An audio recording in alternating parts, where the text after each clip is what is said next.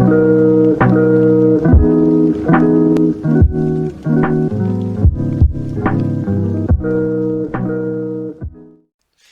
guys, what is going on, RedMaster, and welcome back to episode of Casting Conflicts for you today. We've got a great match lined up, so without much ado, let's go ahead and jump right in to match number one. Alright folks, and back again with another Casting Conflicts match number one against Tab, with Tab v Beastly here. Tab bringing back the Viking Crusader War Party up against Beastly's Druid Crusader, and joining me on this commentary today, we've brought Tweakin back. Tweakin, how are you doing? I'm doing great. I'm doing great. We saw Tab's first game Tab's go, second or second, third. second and third. Regardless, his previous game didn't go the way he wanted it to. So hopefully he can retake that and maybe get a clean sweep against Beastly. Right. But But Beastly, we of see course, no easy challenger. absolutely not. Man developed a fresh account over the past week and ranked it up and put it on number one on the leaderboard. So certainly a force to be reckoned with here in Yeah, Beastly. But we'll see if Taz War Party able to get the job done. A very interesting style clash here as well, as we're going to see yeah. Beastly's more aggro-ish style take on Tab's stall tactics. I'm very curious to see who's going to come out on top. What are your predictions going forward? And that's gonna hurt Tab. And I was about to mention, we saw Tab's previous game. He kind of struggled with kind of like early aggression and hard aggression, and that is exactly the type of player Beastly is, and we're seeing that in full effect right now. Wasting a rampage on a 3/3 tree ant. A lot of people like to save those rampage to play on later units like Mordok, but Beastly, he's not afraid to play it on a 2-cost unit and get, just 2 good trades out of it early on turn 3. And that might be the difference maker in this matchup. Beastly's not afraid to take those Risks, risks. play those cards. Yeah, Right. yeah. He doesn't mind and having 3 cards in his hands, where a lot of people they want to, as much as possible, stay up to 5 cards, and that might be the downfall for Tab here. We Well, always see a Fat Bard come out. We'll see how he I wouldn't be does. surprised. I wouldn't be surprised if we see Beastly actually push the Fat Bard forward. Very curious if he does so. I mean, right now, Tab actually in no position to kind of clean up this board here. I mean, if we don't see him draw at least like another out here, we're gonna see maybe a T-Rex. We're gonna see another 6 damage. Excuse me, taken out of the castle here. We pick up books. No, that's a guaranteed 6 damage. Now, what he can do actually is, now that I'm looking at the board here, Tap can play the Wind Mage, since the Rampage has been partly nullified due to the fact that Trent is a lot slower. And if Beastly can't really connect for the final 4 damage in the turn, he is going to be able to kind of T-Rex Wind Mage clean that up. But we're not doing it, question mark?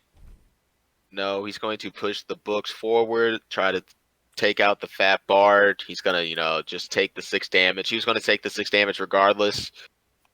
It's gonna be interesting to see what Beastly pulls out here. He's gonna pull a Wind Mage retreat. Yeah, Wind Mage Wizard retreat the Fat Bard. Play also a Lumberjack. Frozen Pillar. That's a little late for the Frozen Pillar. That would have been a lot more useful in the early stages. But because that tree grew, yeah, no matter where it's you already game. Oh God, very disappointing here. But I mean, we kind of mentioned it. This is the benefit of Beastly's playstyle here. Not afraid to take the risks and push the damage. And with the amount of cards Tab's got in his hand, a lot of which are over 5 gold, if you push him hard enough early on, it's going to cause Tab to falter here. So we'll see what he decides to do here in the final moments, what he's going to take out. Going to go for the Freezing Pillar plus the Wind Mage. Does buy him maybe a little bit of time. Granted, Beastly only needs 1 unit to take out the books to give his wizard the clear shot. But I mean, Tab already think he, knows it's going to be respected both ways here. More often than not, Beastly's going to have some low-level unit to play. See it right here. He draws a tree and take out. And, that's the type of playstyle where you have to go up against War Party. You have to be aggressive. You have to take those risks. You have to be comfortable playing with 2-3 cards in your hand, knowing that if it ever gets to turn 10, 11, 12, no matter how many cards in your hand, it's going to be trouble. He does need a new one indeed. But yeah, I completely agree with you there on that front. But with that being said, let's go. I think we should go ahead and see how both players are feeling. What do you say we hop Yeah, over to them? absolutely. Absolutely. All right, let's go ahead.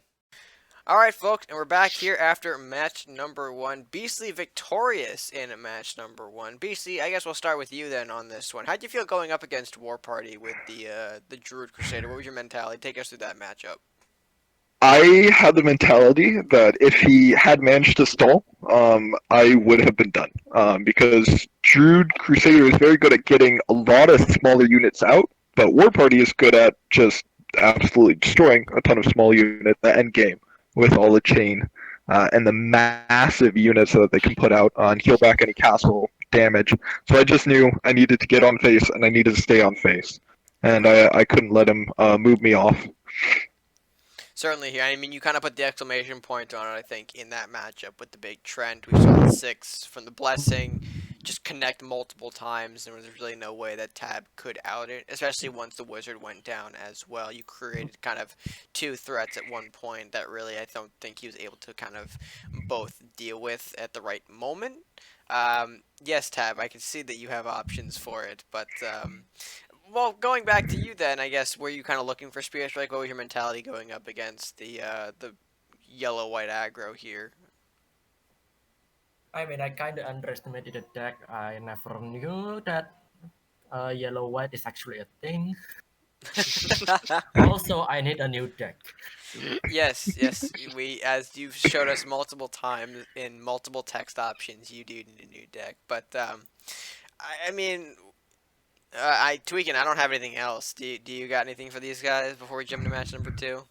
Well, if Tab wants a new deck, let's just edit a deck right now. Let's take out all 3 Spear Strikes. Let's take out the Sunflower. Let's put in the Cleric. Man, oh Uh, boy. All right. yeah, let's take out the Hands of God the damn it. Saints. All right, all right. Well, let's go ahead. Maybe if Tab wants to, I mean, he's got the counter pick for match number two here. So let's see what he decides to go for as we jump into game number two for you guys right now.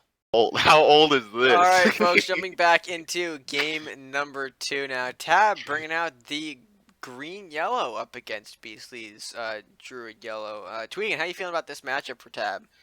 I like this deck more than the War Party deck. You're going to have a lot more options early game. Right. So if Beastly does try to do that same tactic as earlier and Yeah, invest a what you're lot of seeing him cards push early, with.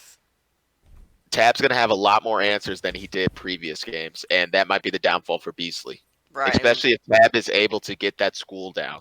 I mean, we're seeing things already. Priest, Hovel, Mugging. There are a lot of options for him to use here to kind of build up an early presence and get to the late game, which we already heard from Beastly's post-interview. He's not very strong in. Because he even said it himself. The smaller units fall when in the presence of big guys. We know Tab's rocking Mordok, Kraxus. I don't know if he's got Dramoth. I didn't check that far back in the list. Maybe he's got that too. But the point is he's got options, and that school is going to add to those options if he can get it down. Yeah, I would go ahead. Yeah. I'm a little hesitant because we know BC's got companions in here, so maybe we'll force out a Spiny at the worst comes Yeah, worst. I would have played the rat right above the rat hovel. Yeah, and place in the back Retreat picked in the back corner. We might see a rampage. Oh no, we don't. We don't see the rampage. BC opting to use the Spiny as we predicted, but only taking out the priest. I think he realizes his mistake there. Yeah, there's the rampage. Given to the cleric instead. Now I would defend that school with both my rats and play mugging on the cleric. Right, you want to start getting some gold generation. I mean, the problem is we know BC has tools like Fat Bard and Rampage, but I mean, if we do hit those, I definitely think he needs to mugging. I agree with you 100%. Yeah, even with the Fat Bard or the blacksmith, he's not going to be able to take out the school because he'll only have 1 damage. And even if you do decide not to block the school and try to hit cleric, the cleric is still going to be alive. Mm-hmm. No, Tab, we need the mugging. No, you should have played the mugging. Oh, we need Tab. the mugging. All right, No. well, we blessing. We see blessing, which I mean, granted, he's still not gonna be able to take out the school. He's not gonna be able to take out the school. Okay, Now, Centaur. We yes. take out the school. And that was Tad's big equalizer in the game here. And now we're seeing a very close repeat of game number 1 here. I mean, Beastly asserting dominance on the board here. He's got Cleric Scope, not Scope, Cleric Rampage right on the face here. Centaur in the back. Oh, I'm fearing for Tab here. I really am. Yeah. Hit. I Hit would go ahead, hit the centaur with the Con Artist, take it out. con Yeah, artist, I would take make that trade with the correction. rat, yeah, and then mug the cleric and just get ready for a Mordock. Do not hit the cleric, please don't. No, no, no, no. Just hit him right there. Face. Yes, yes. I like how at this point we're not giving the casting. We're just stressing for the player. But yeah, I mean, I completely agree with you. He needs to hit that mugging. The mugging negates the blessing, meaning that the max is going back to 2-4 on to the cleric here. It's the right choice. Fat Bar going to make things a little bit tougher, unfortunately, creating that extra gap. But I mean, granted, Beastly still can't remove the hovel. Even at 4 health, he needs a centaur to do the work for him, and he doesn't have the gold for it. Hmm. God, we're gonna see another Oh blessing. Lord. Oh, gee. And the problem is, I don't even think he's going to be able to take out the cleric because Beastly has no other damage other than the cleric. Well, I mean, granted, if Tab takes out this cleric, it wins in the game at this point, considering how much has been placed onto it. I think you should take the risk with the Mordock. It's pretty much all he's got here. Play the Mordock, sack it, generate a unit, see what you can bring out. If it's a Wraith, if it's, a Horseman, maybe take out the Bard with it. I think you need to do just basic damage control at this point. Yeah, There's this big threat that he has to accept the loss, accept the sacrifice here, and just go for it. And see, that's what I'm talking about. Boom, there we right go. there. All right. We remove the bard here. We can maybe do a little bit of chip damage with the horseman on castle if we want to. Create a secondary threat here. Continue to Now, guard the hovel maybe and yep. set up for a second Mordock. I would say that's just my idea on the play here. Yeah, you need to separate the damage where the heals might go to the castles because I actually like the play for Mordock sacking it. Mm-hmm. Initially I would have thought maybe he can try to save the Mordock and then get the dwarven scope on it, but getting that damage on the castle, and we see right there. It doesn't heal the cleric; it heals the castle, and it's a But big now what you can do is dwarven scope the whatever you call it with the treasure chest over his head, and then con trade artist. the con artist, Jesus Christ! and then trade the elvish thief into the cleric, pretty much killing off the cleric, and then you can, Guard up. you know, Yeah, guard yeah. up. I think he's thinking about that. I mean, I certainly. That's Yep. the only play. Yeah, that's the only play, pretty much. I think he sees it and he's kind of just debating. It's going to be a big hit. I mean, Dwarven Scope, seeing how that could be on either two Mordocks, but this Hmm. Cleric is just too big of a threat here. And we know Beastly's deck doesn't really do well when it's out of resources like this. I mean, we see he's being aggressive with the Blacksmith. He's only got one Yep, card in hand. And if Tab's able to kind of push these two Mordocks, we might see a complete turnaround of the game. exactly. And we see Beastly already have two hands. He's going to be aggressive. He's going to send these units forward. Or not yet. We're Or seeing not. Well, I mean, cleric, that's a more defensive card, and we see School of Knowledge. That's going to be Tab, great for him. Tab, Did you not learn your lesson last time, Tab? Tab, God. Could you not play it? Could you not have played it right at the I spot, mean, right okay, all beneath? right. I understand the mentality behind that. You want to save the Mordocks for when they can make a bigger impact on the board.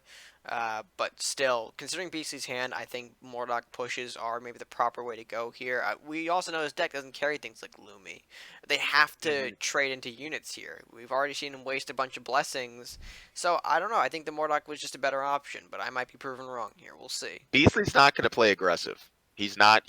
Tab needs to go on the offensive, even with the one rats, and kind of set up plays to get value out of his Mordock and the con artist. Beasley is not going to go on the offensive anymore.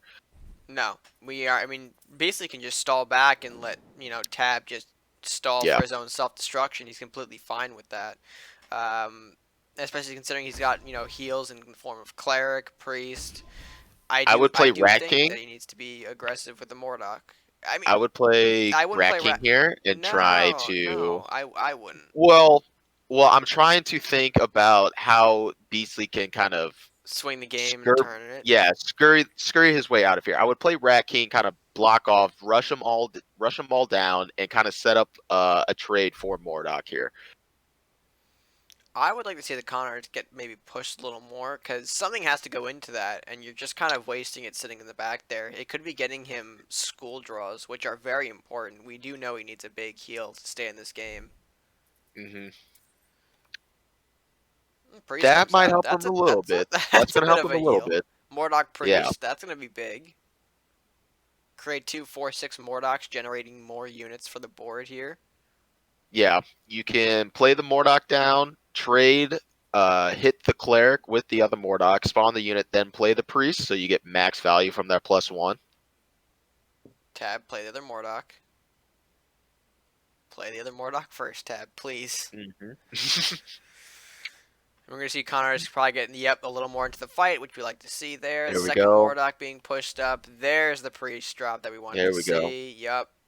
School being There we go. protected. Yep. This is what we want to see. This is what we want to see here. Take out the books. Now take out the book. Yes, yes. There we go. There we go. There. Oh, Okay. we're Okay. finally making progress here. And yeah, Beastly pushed on the defensive here, and I'm very happy to see if Tab can maybe swing back in game number Now, two. yeah, Tab has enough board presence right now that he can pretty much keep 3 rats in the back as, guards of his castle. So that way, if Beastly somehow managed to draw a companion, or if he's holding on to a companion to maybe just sneak an endgame once Mhm. it hits sudden death, he Beastly won't be able to get that opportunity, Right. and Tab could just rush down his throat with the 2 Mordocs and the Certainly. scope, con artist, and the wraith. So Tab, as long as I would love to see him play more aggressive, which he is, but I would also love to, just play a little bit more defensively, just to maintain this presence and pretty much guarantee himself the win. It's going all Tab right now. Oh yeah, certainly. In the Blacksmith Tarius play, yeah, we see that he Beastly is running out of options here. I'm very curious to see what direction he's going to take. Looking to maybe sack both of the Banshees into the Blacksmith to get to the Tarius. Yep. Hmm Go for it, Tab. Go for it. Assert your win here. Assert your earned win. Minor upgrade on the Mordok just to make it a little stronger here. I wouldn't push the Rats, Tab.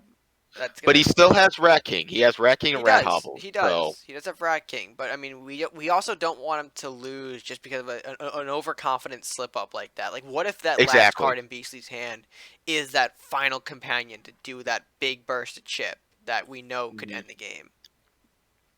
That's what I'm just worried about for Tab here.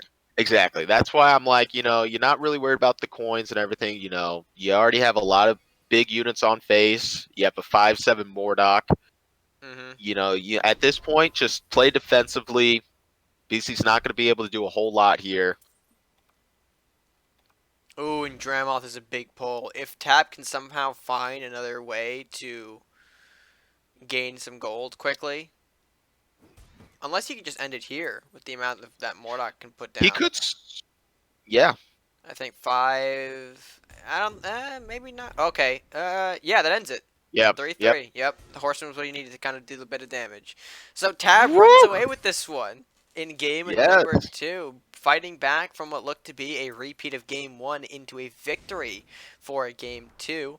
And yeah, I think he played that very well. He came back where he needed to. He played he played the right move at the right moment, and he picked hmm up the win for him. Yeah, and like I was saying at the start of this match, that deck was a lot better of a deck choice because he had a lot more answers early game, and the scope was a huge card in that match, being able to get rid of that 5/7 cleric. Where in a lot of other decks, once you see a cleric go up that high, it's kind of hard to deal with if you don't have the direct removals. Right. And I think there was a lot of good plays, but I'm gonna say putting that scope on the Conars was the play of the game. Certainly, certainly. And I'm curious to see if both players think of that moment as well as being the shining moment. So with that being Hmm said, should we head over to both players? Yes, let's do it. All right. All right, folks, and game number 2 coming to an end. Tabs scoring the victory here in game number 2. Bringing back some life into the game with that scope con artist to kind of rebound for a win here. How are you feeling in that game? What were your thoughts going through? Take us through the match on your end. Holy shit! I cannot deal with that cleric. Yeah, me and Red were worried about you when we started seeing that cleric just get ever more so beefier and beefier.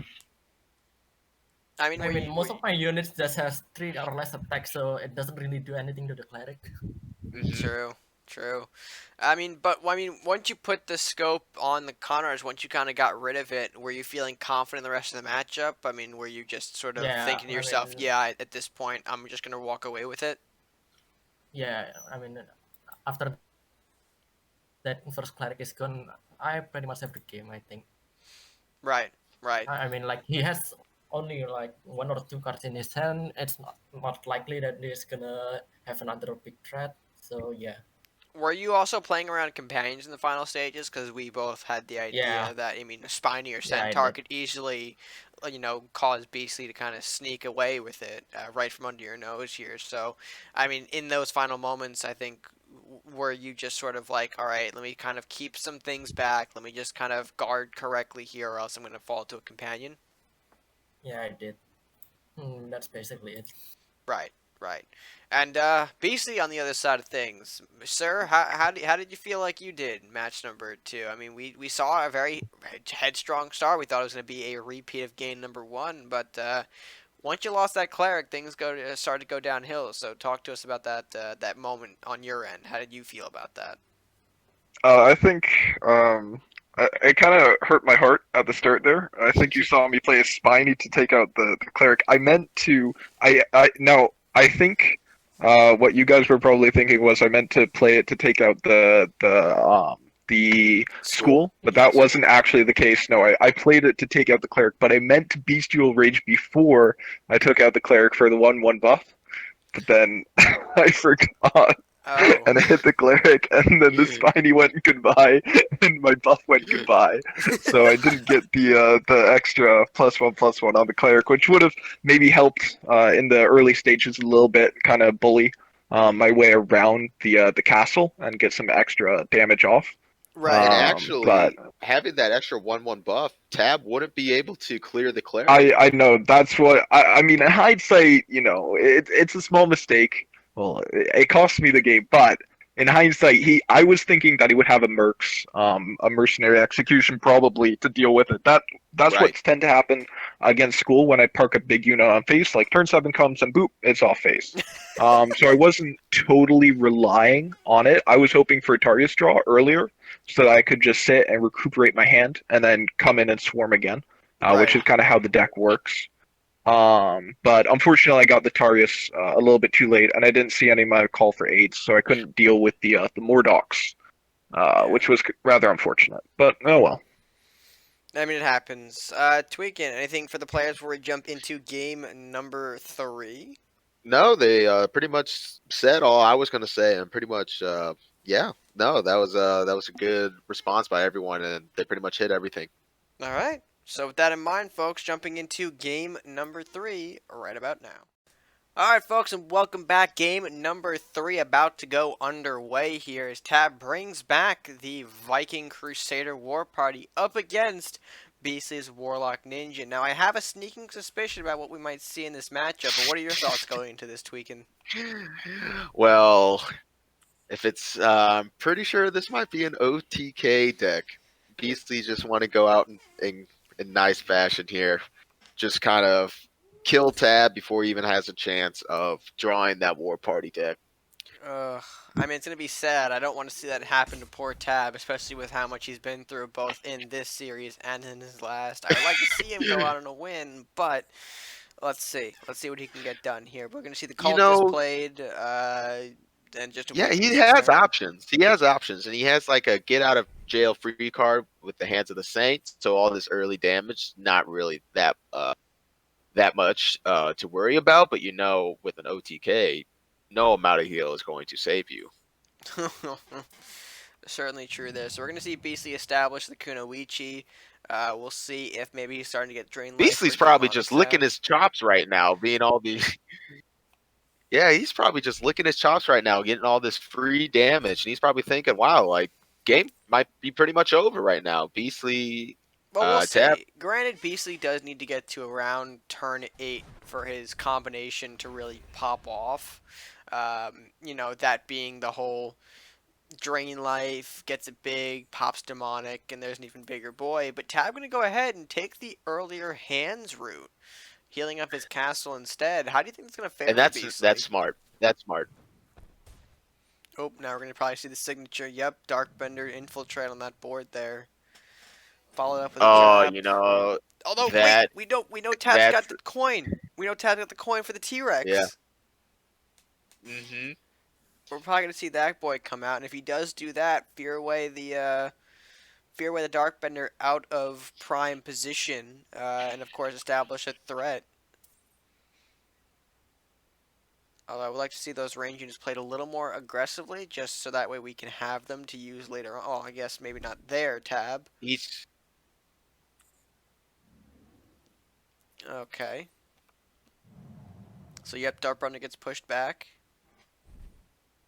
I have an odd suspicion that trap is the turn it into A dragon. Yep. a dragon. Secret Dragon. That's pretty much the only one that's being run, I believe, in these colors. Or at least in this deck specifically, excuse me. And that's going to be a good pull, Freezing Pillar. If Tab can hopefully utilize that in a way to kind of freeze off these Darkbenders, he might be able to clinch this one out. Oh, Lich would have been a He's super got big draw. he's got a lot of freeze in the next turns if he can survive. And that's what he needs. Don't. Oh, there's the Oh, no, no, dragon. no, no, no, no, no, no, no, no, no, no. All right, I'm getting a little In nervous all for him. reality, in all reality, maybe that was the right move. Well, I mean, listen, Beastie's got 4 cards, and Dragon just went on to Wizard. Because So, now it negates at least one attack on castle. Because if he wouldn't have done that, Beastly could have attacked his castle twice with ooh, both range I like units. this This way, play. I like this play. Spear Strike into Lich. yes, yes. That's the play Tab's gonna make. Gives him the draw from Spear Strike. Lich freezes off the Darkbender Pyromancer, and we get ever so closer to the big war party. Don't like that positioning. Uh, I mean, it gets him. It gets I'd him to rather take put it. it. I'd rather put it. Oh no, he's gonna play the Lich. Never mind. Yeah. Because I was gonna say play the con artist. Two Con Artist. spaces. What the hell? My God, the Aryan cultist 2 spaces in front of the castle, and Mhm. that way it could set up a freezing pillar to take out the to take out the range unit, the Darkbender. But it doesn't seem the case. I would now play my freezing pillar. Yep. Freezing Pillar, rush Lumberjack down, get some aggression going here, Tab. That's what you want to do here, especially against an OTK. If you push them to the brink, I mean, it's something unusual for Tab's deck to be doing here, but I do think he might need to do a little bit of extra pushing here, a little bit of aggression on his end to kind of weaken the OTK, force the OTK on defense, so that way he has no options to block for his big war party, his big tools like Now, Praxis, it's Yenneroth. exactly. Now I would have actually moved the shaman forward and played the frozen pillar off the shaman, and then attacked the Darkbender with the Lich. But now we're about to see another frozen pillar Oh, that's going to be go even onto that sweeter. Dark That's going to onto be that. even sweeter. Oh, and he draws a Oh third one my for good lord! measure. Yes. I think, Tab, you got to play it. You know that wizard's going to be a threat if you don't remove it. He can actually take out the Darkbender here. True, if he plays it correctly, yeah. And also get the freezing pillar off.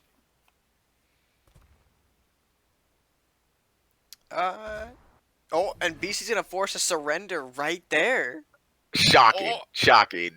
I very think, shocking. Beastly's last 2 cards must have just been spell cards, and he knows that there's no way that he would have been able to get any units down, and not only that, but also survive. And we see from Tab's hand, he had another frozen pillar. He also had Yenneroth in the back Yenneroth. pocket. Yeah. So, I mean, surprising. It was surprising that War Party without even having to play War Party, beat an Beats OTK out deck. OTK in very dominant fashion too. I mean, I think Exactly. we have to hand that off to Free specifically, but that just shows also how fragile this OTK can be. I mean, sure, if it connects, it's going to connect big and hard. However, if you're able to break down the pieces, they have a hard time recovering here. I mean, we've seen this. We've seen this build, and even slight variations of this build specifically, appear in ladder here and there. However, once they're kind of cut off from their key pieces, it's an instant surrender because they can't build up the resources again, and they just can't produce the damage to finish their OTK. So, Exactly. And Tab, when he needed those draws, he got them. right, He got them. right. And those So are big frozen pillar draws. And, he made the right moves. He made the calculated moves, and it paid off for him. And he right. got that win. So I'm interested to see how both players feel after a game number 3. So how about you say we jump back to them and see what they're up to? Yes, let's do it. All right, here we go, folks. All right, folks, and welcome back. Game number 3 wrapped up in very interesting fashion here. I think that's the first time we've seen that here on the Casting Conflicts. But Tab, bringing back War Party successfully in game number 3. Talk to us about that match. How are you feeling? I had no idea I can actually win against OTK. Well, I do And think that that was like the big pieces to that were definitely the pillars. Once you started accumulating the freeze and sort of negating Beastly's movement, I think that's what kind of really closed out the match for you. I mean, what were your kind of plans moving forward if you maybe weren't ready to draw the freeze? How do you think that match would have ended up differently?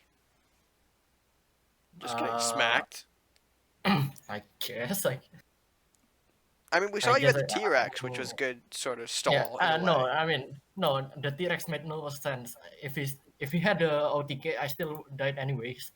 Yeah, but I mean, like, it was Valiant stall, Tab. That's what I'm trying to get at here. You were It, Valiant with it, it. just, it just made no fucking sense. What the hell was that Tabbune guy thinking?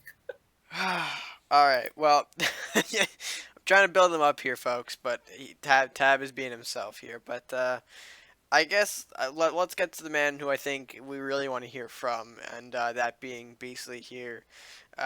Quite the upset, considering that you were seemingly on top for the early stages of that. But as we kind of got down later into the matchup here, things didn't go your way. You want to talk to us about that? How you feeling?